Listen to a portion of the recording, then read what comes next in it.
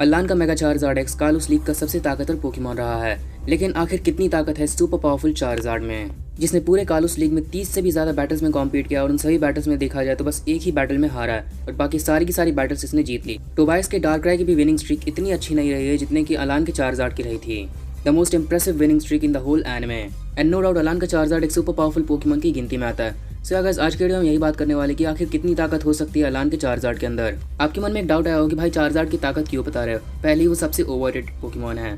So ya guys, I accept कि Charizard is literally the most overrated Pokemon of all time after Arceus, but the fact is overrated Charizard Ash and Leon के हैं। अलान का Charizard देखा जाए तो काफी अंडररेटेड है, ये बिल्कुल भी ओवररेटेड नहीं है, क्योंकि काफी लोगों को अलान के चार्जार्ड की फुल पावर पता ही नहीं है। इसलिए गाइस, आज के वीडियो में अलान के चार्जार्ड की ताकत को काफी विस्तार से जानेंगे। सो गाइस, अगर आपको वीडियो पसंद आए तो प्लीज लाइक कर देना, चैनल पर नहीं तो प्लीज सब्सक्राइब करना है ऐसी पोकेमॉन वीडियोस देखने के लिए। तो चलिए फिर आज की वीडियो को स्टार्ट करते हैं। गाइस, यहाँ पे मैंने अलान के चार्जार्ड की ताकत को 3 चीजों पे जज किया है। पहला उसकी बैक स्टोरी, दूसरा उसकी फीट्स एंड तीसरा उसकी बैटल फैक्टर्स के ऊपर। सबसे पहले बात करो अगर इसकी बैक स्टोरी की, तो बेसिकली जब ये चारमैंडर से चारमिलियन में इवॉल्व हुआ था तो अलान एंड चारमिलियन का बस एक ही मकसद था, सबसे ताकतवर बनना। और एक दिन अलान की मुलाकात लाइसेंडर से होती है और लाइसेंडर अलान को एक बैटल के लिए चैलेंज करता है, जिसमें लिटरली लाइसेंडर का पायरोर अलान की चारमिलियन काफी इजीली हरा देता है। उसके बाद लाइसेंडर अलान को स्ट्रॉन्गेस्ट बनने का असली मतलब बताता है और उसके बाद उसे की स्टोन एंड मेगा स्टोन देता है। और उसके बाद से अलान एंड चार्जार्ड का बस एक ही मकसद रहता है, सबसे ताकतवर बनना और सारे के सारे मेगा एवोल्यूशंस को बीट करना। ये उसका प्राइमरी गोल था और अपने गोल को अचीव करने के लिए अलान एंड चार्जार्ड अपनी किसी भी चीज को गंवाने को तैयार थे।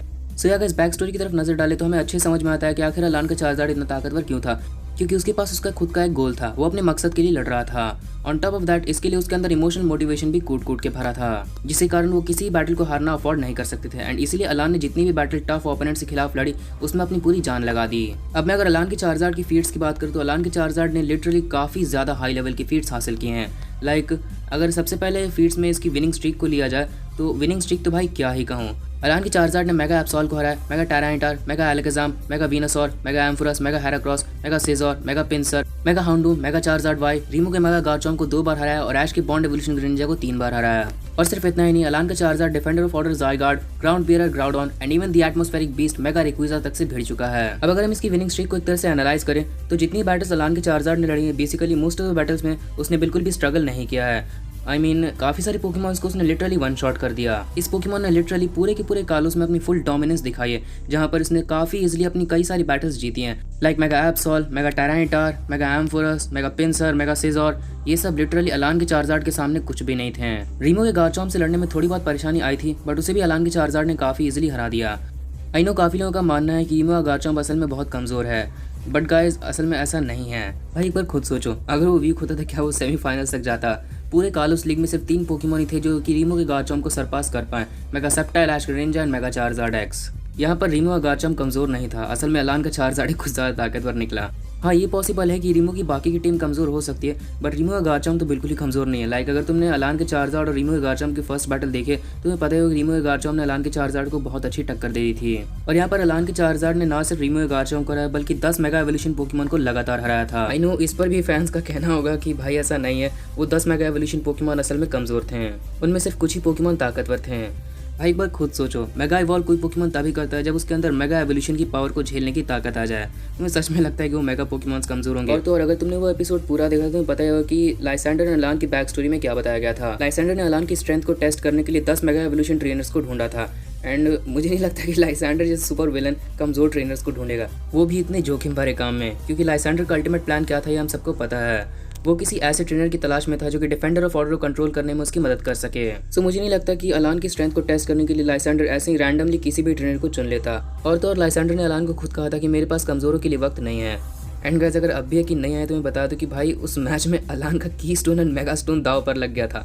तुम्हें सच में लगता है कि इतना सब कुछ दाव पर लगाकर ये एक नॉर्मल फाइट होगी? अब ऐसा नहीं कि मैं उन मेगा पोकेमॉन को काफी ज्यादा ताकतवर बोल रहा हूँ, नहीं भाई ऐसा नहीं है। मैं जानता हूँ वो कोई सुपर पावरफुल पोकेमॉन नहीं थे, बट यह कमजोर भी नहीं थे। और उन सारी पोकेमॉन्स में एलीट 4 मेंबर मालवा का मेगा हाउंडूम भी शामिल था, जिसे अलान के चार्जार्ड ने लिटरली भाई अपनी 10% एचपी में हरा के दिखाया था। This was really impressive. And ना सिर्फ इतना ही बल्कि अलान के चार्जार्ड ने बॉन्ड एवोल्यूशन ग्रेनिंजा को 3 बार हराया है। आई नो ये थोड़ा सा बुरा है, लाइक भाई ग्रेनिंजा पूरे कालोस में विक्टिमाइज्ड हो गया लिटरली। अलान के चार्जार्ड ने लगभग चीर के रख दिया ग्रेनिंजा को, 3 बार लड़ा और तीनों बार हरा दिया। इन शॉर्ट, अगर अलान के चार्जार्ड के हाथ की गर्मी पूरे कालोस में सबसे ज्यादा बार किसी ने झेली है तो वो ग्रेनिंजा ही है। बट ऑफ कोर्स कोई पोकेमॉन कितना ही पावरफुल क्यों ना हो, कभी ना कभी तो वो हारता ही है।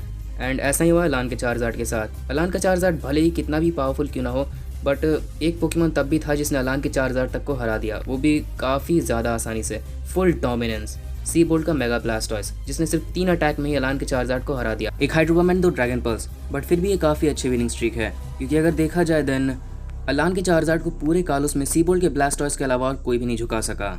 अब अगर मैं बात करूँ इसके बैटल फैक्टर्स की, तो अलान के चार्जार्ड के बैटल फैक्टर्स में कुछ ऐसे बैटल फैक्टर्स हैं जो कि लिटरली उसे काफ़ी इंसेन पोकेमॉन बना देते हैं, जैसे कि उसकी incredible attacking power, insane physical strength, health, on top of that एक काफ़ी अच्छा मूव सेट, और तो और उन सारे मूव्स को काफ़ी अच्छे से यूज़ करने की एफिशिएंसी होना, और सबसे खास इसकी ड्यूरेबिलिटी। ये पांचों के पांचों बैटल फैक्टर्स अलान के चार्जार्ड को एक अलग ही लेवल पे रख देते हैं, क्योंकि इसकी अटैकिंग पावर कितनी है हम सब जानते हैं, और इसकी फिजिकल स्ट्रेंथ इतनी है कि इसने ज़ायगार्ड के एक्सट्रीम स्वीप को अपने बेयर फिस्ट्स, अपने नंगे हाथों से रोक लिया था बिना कोई अटैक परफॉर्म किए।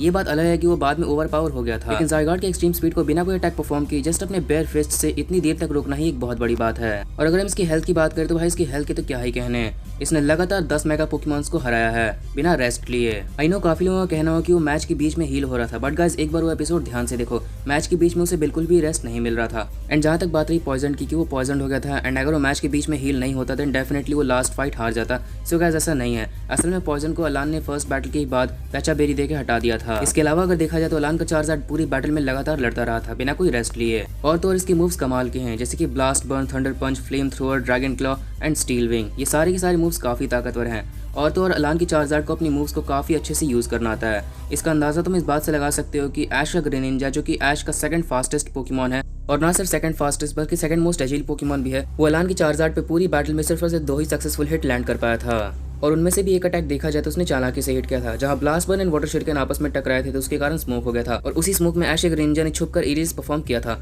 वरना अगर नॉर्मल फाइट में देखा जाए तो पूरी नॉर्मल फाइट में ऐश का ग्रेनिंजा सिर्फ और सिर्फ अपने एक वाटर शuriken ही लैंड कर पाया था, थंडर पंच को ओवर पावर करके। लास्ट में जब दोनों को एक दूसरे का मोस्ट पावरफुल अटैक लगा था तो दोनों के दोनों स्टेशनरी पोजीशन में थे, दोनों मूवमेंट नहीं कर रहे थे। सुनोटोड अलान की चार्जार्ड के पास न सिर्फ स्ट्रॉन्ग मूव्स हैं बल्कि वो उन मूव्स को काफी अच्छी तरह से यूज करना भी जानता है। और अब अगर मैं बात करूँ उसकी सबसे तगड़ी बैटल फैक्टर जो कि थी उसकी ड्यूरेबिलिटी, तो वो तो यार इंसेन लेवल की है। लाइक तुम इमेजिन भी नहीं कर सकती कि अलान के चार्जार्ड ने कितने अटैक्स को सहा है। And as far as I think पूरे एनिमे में जितने पावरफुल अटैक्स को अलान के चार्जार्ड ने सहा है, उतने पावरफुल अटैक्स को तो आज तक किसी पोकेमॉन ने नहीं सहा होगा। लाइक उसने कालोस लीग की फाइनल बैटल में पिकाचू का एक क्विक अटैक और 2 थंडरबोल्ट, ग्रिंजा का एक कट अटैक और ऐश ग्रिंजा का एक रिलीज, एक नॉर्मल वाटर शuriken और एक अल्टीमेट वाटर शuriken को भी सह लिया था। और ऐश ग्रिंजा की अटैकिंग पावर कितनी है मुझे एक्सप्लेन करने की जरूरत नहीं है।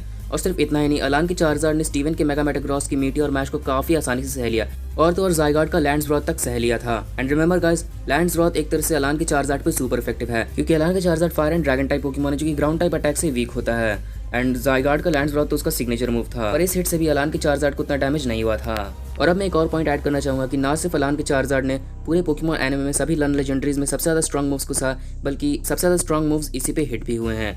लाइक इस पे प्राइमल ग्राउडन का प्रेसिपास ब्लेड एंड इवन मेगा रिक्विजा का ड्रैगन असेंट तक हिट हो चुका है। सो या इतना सब कुछ एक्सप्लेन करने के बाद आई हैव नो डाउट कि आपको अलान की चार्जार्ड की फुल पावर पता चली गई होगी।